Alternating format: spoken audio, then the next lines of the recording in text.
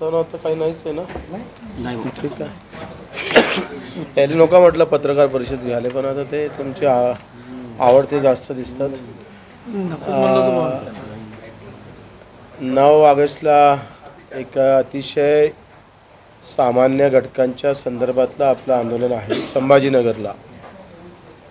आपण जर पाहिलं तर या 75व्या वर्षामध्ये श्रममूल्य जपलं जात नाही.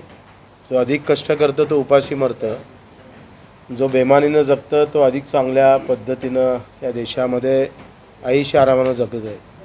या दोनमधली मोठी तफावत आता आपण जर पाहतोय, इथं जाती धर्माची विषमता किंवा वाद निर्माण केला जातं, पण खरी विषमता आर्थिक विषमता आहे.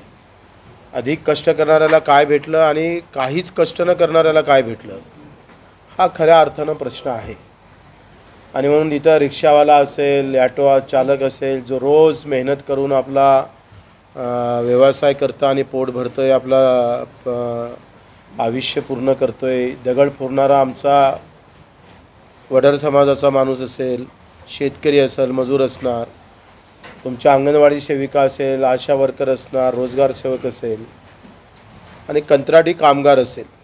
या रेस्ट हाऊसमधल्याही मला वाटते कामगाराला जे पेमेंट काढलं जातं ते 22,000नं आणि रेस्ट हाऊसवाल्याच्या कंत्राटी कामगाराच्या हाती देतं 8,000. म्हणजे काम करणाऱ्याला पैसे कमी मिळतं आणि एजन्सीला जास्त पैसे भेटतं. गुड गव्हर्नर जे म्हणतोय ते संपलेलं आहे. योजनेचं शासन किंवा शासन म्हणजे योजना, आणि त्या कोणासाठी तर बऱ्यापैकी काम न करणाऱ्यासाठी जास्त योजना. म्हणजे इथं ST ड्रायव्हर म्हणतो आहे आम्हाला 2,000 वाढवून दिले तरी पोट भरतं आहे आमचं. त्याला 2,000 वाढवून द्यायची ताकद सरकार ठेवत नाही आणि 1,500 रुपये लेट लाडकी म्हणून जाहीर करतं. अशा पद्धतीचं जे काही चाललेलं आहे त्याच्या विरोधात आमचं असं म्हणणं आहे का दुधाला भाव द्या, शेतीमालाला भाव द्या, त्या कामगाराला मजुरी द्या, जे काही चालक असेल त्याच्या संदर्भात काहीतरी नवीन धोरण घ्या. कष्ट करणाऱ्यासाठी एखादी योजना असली पाहिजे ना. पैसे नसन तर मी त्यांना चांगला सुझाव दिलेला आहे. मुंबईला राज्यपालाचा बंगला 40 एकरावर आहे आणि राज्यपालाला 40 एकर कशाला पाहिजे. ते जरी विकलं तर एखादा लाख कोटी भेटते. त्याला चांगला बंगला स्पेशल बांधून द्यावा 4-5 मजलीचा, आणि ती जागा जर आम्ही पाहतोय ती जरी यूज केली तर कष्ट करणाऱ्यांसाठी चांगली योजना आली पाहिजे.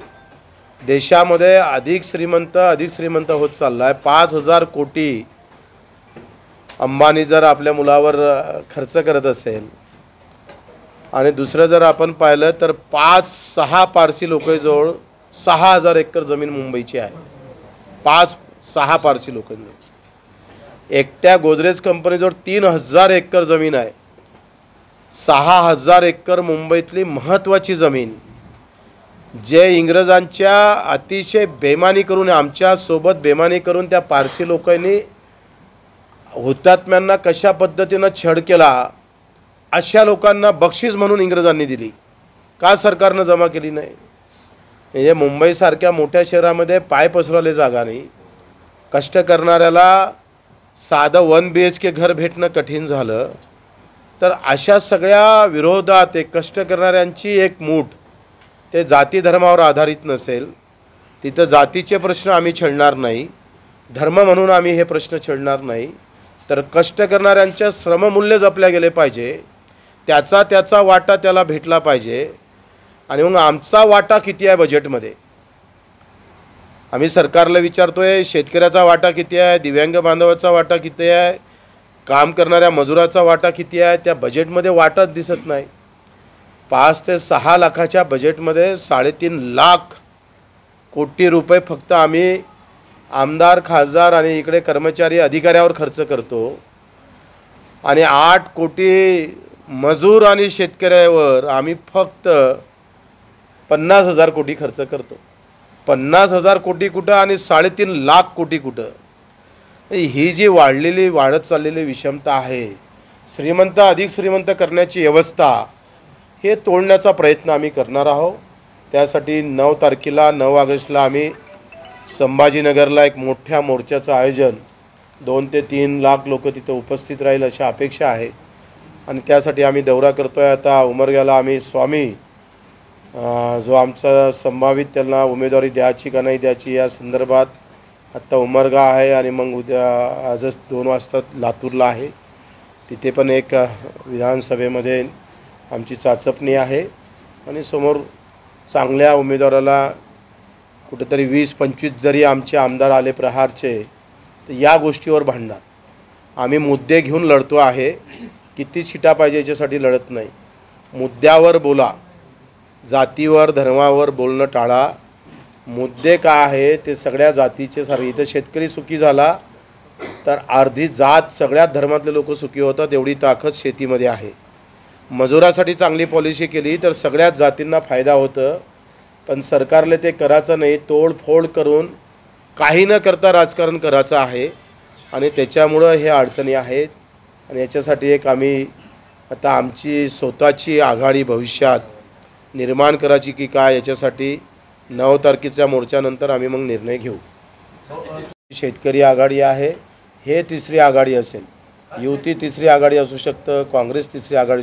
आमची मूळ लोकांची आघाडी आहे, कष्ट करणाऱ्यांची. त्यानं आम्ही तिसरी आघाडी मान्य नाही करत. हमारी पहिली आघाडी आहे. जेव्हा आपण पहिली आघाडी किंवा आघाडी मानता स्वतःची आघाडी, ज्या आघाडीमध्ये तुम्ही होता, ज्या युद्धांमध्ये तुम्ही होता, त्यातून बाहेर पडला कसं म्हणायचं का? सध्या तर पडलो नाही ना. 9 तारखेपर्यंत आम्ही सगळा त्यांना वेळ देणार आहोत. हे सगळे मुद्दे 9 तारीख हा 14 मुद्दे. 9 तारीख आमच्या संभाजीनगरला आम्ही जो त्याच्यामागं काय किती लोकांची ताकद आहे ते दाखवणार.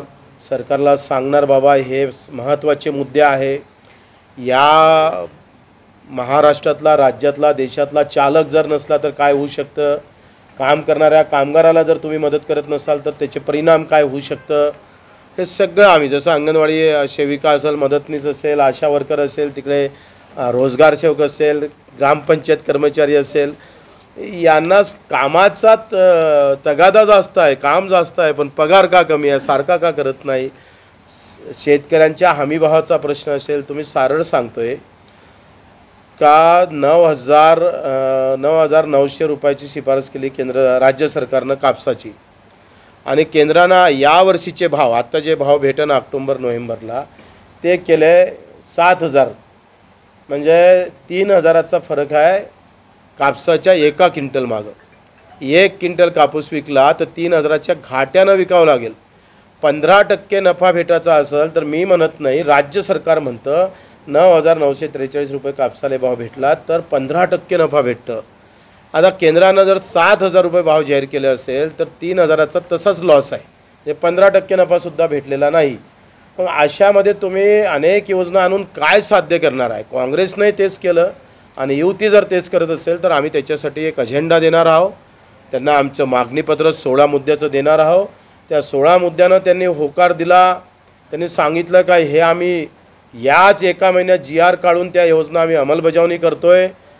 तर पेरणी ते कापणीपर्यंत सगळे कामं MREJ, जसं ऊसाला लागणारा मजूर असेल, द्राक्षाला लागणार असेल, कांद्याला लागणारा मजूर, तुम्हाला भाव देता येत नसेल तर मजुरीचा पैसा आम्हाला द्या. म्हणजे शेतकऱ्याचा उत्पादन खर्च कमी करण्याची ताकद त्याच्यात आहे. पेरणी ते कापणीपर्यंत हे कामं MREJमध्ये कसे घेता येईल. नाही घेता येईल तर रोजगार हमीमध्ये घ्या. त्यांनी जर कबूल केलं तर आम्ही निवडणूकच लढणार नाही. आमचे मुद्दे संपले, आम्ही संपलो. आम्हाला काही गरज नाही त्या विधानसभेत जायची. आम्ही मुद्द्यासाठी जातो, आम्ही स्वतःच्या हुब्यासकीसाठी जात नाही.